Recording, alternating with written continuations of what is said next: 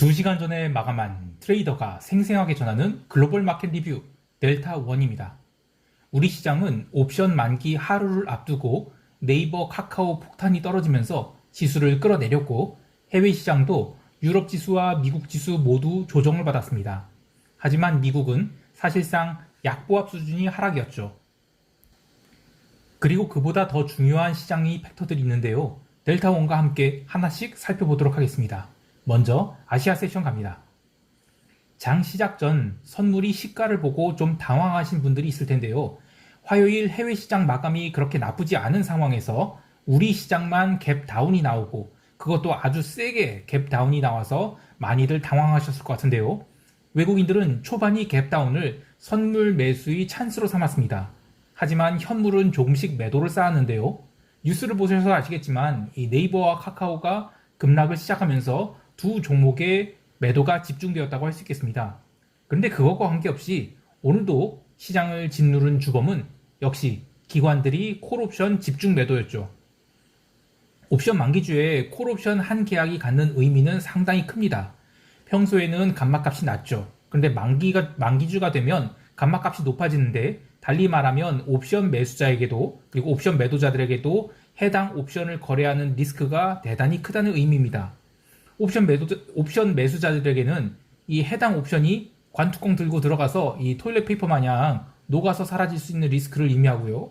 옵션 매도자들에게는 매도한 옵션이 현물이나 선물에 의해서 또는 반대편 클래스의 옵션의 방향성에 따라서 강하게 튀어오르면서 나중에는 환매가 환매를 불러일으키는 그런 폭등이 나올 수 있는 리스크를 의미하는 것인데요. 그래서 이 옵션 만기주에 기관들이 옵션 매도 동향을 관찰한 것이 아주 중요합니다. 특히 저는 금액도 보지만 수량으로 주로 보는데요. 금액만으로만 보면 일부 시장 참여자들이 내가격 옵션 거래로 잘못된 정보를 얻을 수 있기 때문입니다. 그러나 수량으로 보게 되면 대부분이 외가격 옵션에 투기적으로 접근을 하는 시장 참여자들이 동태를 파악할 수 있게 되고요. 특히 기관이 어떤 옵션을 집중해서 매도한지를 보면 시장의 방향성을 빠르게 파악할 수 있습니다. 어제에 이어서 오늘도 기관들은 콜옵션을 드립다 매도를 해댔습니다. 대상은 콜 422, 420, 417이었는데 특히 420은 장 시작에 갭다운이 나오자 관뚜껑 닫고 들어가겠다고 못질을 확실하게 해버렸죠. 그래서 나머지 관건은 이 417을 과연 누를 거냐 말 거냐를 놓고 시장이 한참 고민을 했던 것 같습니다. 그런데 오늘 장 초반 30분이 눌림 이후에는 시장이 제법 센 반등을 했어요. 반등의 주역은 삼성전자와 SK하이닉스 매수였는데 이 반등의 이유가 반도체가 좋아서라고 생각되지 않는 이유는 네이버와 카카오가 급락을 하면서 인덱스 내 비중이 뒤틀렸던 것을 만기주를 맞아서 이 비중 조절을 한 것을 봅니다. 그동안에는 반도체가 과도한 언더웨이트였죠. 그런데 이제 플랫폼 주식에 이슈가 생기면서 네이버, 카카오가 이제 급락을 해서 어쩔 수 없이 그걸 또 팔아서 반도체를 담은 것일 뿐입니다. 그래서 이런 반등은 연속적인 반등이라고 할 수 없어요. 하지만 기관들은 어쨌든 평가 손실이라는 것도 관리해야 되기 때문에 장 초반 30분 동안 콜옵션을 집중 매도하던 것을 일시적으로 걷어냈고요. 동시에 풋옵션도 어차피 갭으로 뜬 거라 연속적인 시세가 나오지 않을 것이다 라고 보고 풋옵션도 함께 매도를 해서 균형을 맞추어 갔습니다. 기관들이 풋옵션 매도는 412와 410에 집중되었는데요. 이번 주 초 시황에서 계속 이야기했듯이 417에서 415 구간은 외국인들 입장에서는 허용하기 불편한 이른바 그 똥창 구간이기 때문에 이 자리를 어떻게든 피하려 할 텐데 지난주까지만 해도 위쪽으로 보내려던 것을 어제 오늘 해서 아래로 눌러버렸고요. 이렇게 되면 아래쪽으로 열린 구간이 410포인트이기 때문에 그 자리까지는 아주 쉽게 갈 수 있고요. 또 그 아래로 가려면 그 다음부터는 투매 구간이죠. 그래서 그거는 그야말로 시장 참여자들이 어떻게 하는지에 따라 달려있다고 할 수 있겠습니다. 다시 이야기로 돌아와서 기관들은 외국인들이 반도체 주식 매수가 들어오면서 지수가 올라올 때 콜옵션을 일시적으로 환매한 듯 했습니다만 시세를 끝까지 위로 당길 거라면 환매를 더 하던가 아니면 풋옵션 매도량을 늘렸어야 되는데 풋옵션 매도는 있었지만 생각보단 적었죠. 또 환매도 얼마 없었어요. 그렇게 시간을 보내다가 홍콩 세션 열리면서 외국인들은 주식 매도를 더욱 늘립니다. 장 마감 무렵까지 4천억가량 매도를 하면서 시장을 다시 까눌렀고요. 기관들도 환매했던 콜옵션을 다시 매도하면서 지수 하락에 동참을 하였습니다. 그리고 12시 30분 무렵 매도 압력에 시달리던 증시는 레벨 다운을 하게 되는데 이때는 기관들이 풋옵션을 제법 세게 환매를 하면서 하락을 부추겼습니다. 그러나 이것으로 옵션 변동성이 살아버리게 되고 시간상 이렇게 되면 거의 폭락이 와야 되는데 1시 10분경 바닥을 찍고 시장이 위로 돌아버리자 변동성이 빠르게 죽어버린 뒤 장 마감까지는 의미 없는 와리가리 장세로 바뀌었습니다. 자, 이렇게 해서 기관들은 콜옵션 422, 420, 417은 확실히 뚜껑을 닫았고 나머지 412와 410에 대해서도 옵션 매도를 제법 쌓아서 마감을 시켰는데 방금 마감한 해외 시장에서 SOXX가 시원하게 마이너스 1.28% 급락을 했죠. 자, 이렇게 되면 목요일 삼성전자와 SK하이닉스의 하락이 불보듯 뻔하고요. 시장은 일시적으로 412선 이하를 구경시켜 줄 수도 있겠습니다. 그러면 오전장에는 412선 공방, 그리고 오후장에는 412냐 아니면 410이냐 아니면 죽어있던 415를 살려주느냐로 갈리겠습니다. 그리고 그렇게 방향성을 줄 동의는 바로 개인들이 어떤 클래스의 옵션을 물타기 매수한지에 따라 달려있을 것입니다. 옵션 시장과는 달리 선물 시장은 9월, 12월 선물 스프레드 롤오버가 별 탈 없이 진행되고 있는데요. 시장이 하락을 하면서 장 초반에는 나름 좋았던 스프레드가 오후 들어서 0.1포인트까지 하락을 했으나 뭐 이 정도면 아주 양호하게 스프레드가 롤오버 되고 있다고 할 수 있겠습니다. 자세한 대응 전략은 총평 때 이야기할 텐데요. 오늘 총평 때 한국 옵션 시장에서 일어나고 있는 중요한 것 하나 말씀드릴 테니까 오늘 시황은 꼭 끝까지 들어보시기 바랍니다. 자, 이제 유럽 세션 갈게요.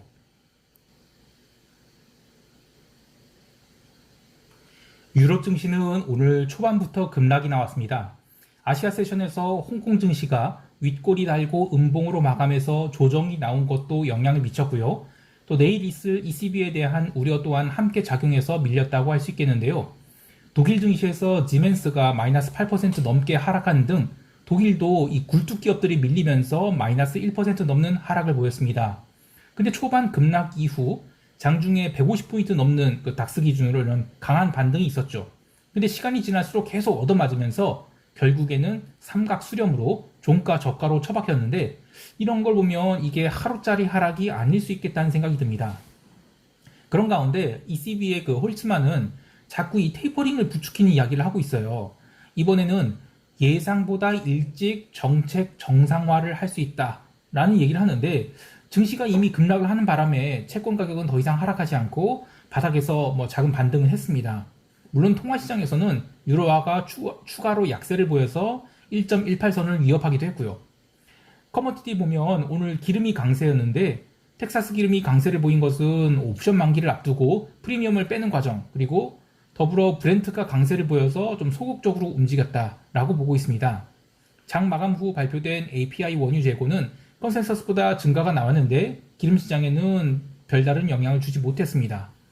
보통 원유 재고는 이 수요일에서 목요일 넘어가는 때 발표되지만 이번 주는 목요일에서 금요일에 넘어가는 때 발표된지라 시장이 반응을 하지 않은 것으로 봅니다.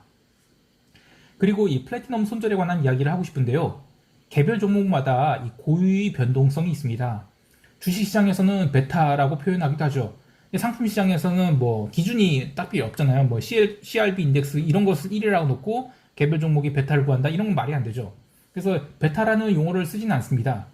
근데 어쨌든 종목별로 변동성이 다르다는 것은 이 손절에 대한 기준도 다르다는 것입니다.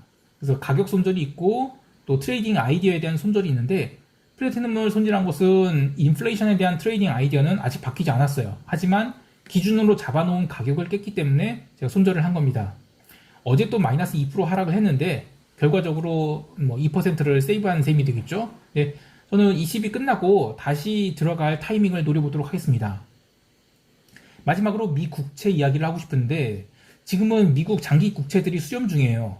어제는 이제 뭐 아래로 부러지는가 싶었는데 유럽 증시가 급락을 하면서 유럽 국채가 하락을 멈췄고요. 그러면서 그 미 국채도 반등을 시도한가 싶었는데 그런데 이젠 새벽 2시에 그 10년물 국채 입찰이 있었어요. 이 낙찰 수익률은 전월보다 약간 낮아지지만 입찰 직전 가격보다는 높은 가격이 낙찰이 되면서 채권이 순식간에 튀었습니다. 근데 아직은 의미 있는 방향성을 보여준 자리는 아니라고 보고 있어요. 미 국채에 대한 또 다른 이슈는 이 부채 한도 협상이 지연되고 있는데 이것 때문에 국채에 대한 가수요가 생기고 있다는 이야기가 미국 국채를 받쳐주는 원인이다. 뭐 이런 얘기도 있습니다. 근데 어쨌든 미국 그 10년 국채 선물 만기가 얼마 남지 않았어요. 그래서 진정한 방향성은 ECB 이후에 결정되지 않을까 합니다. 자, 여기까지 하고 미국 세션 갈게요.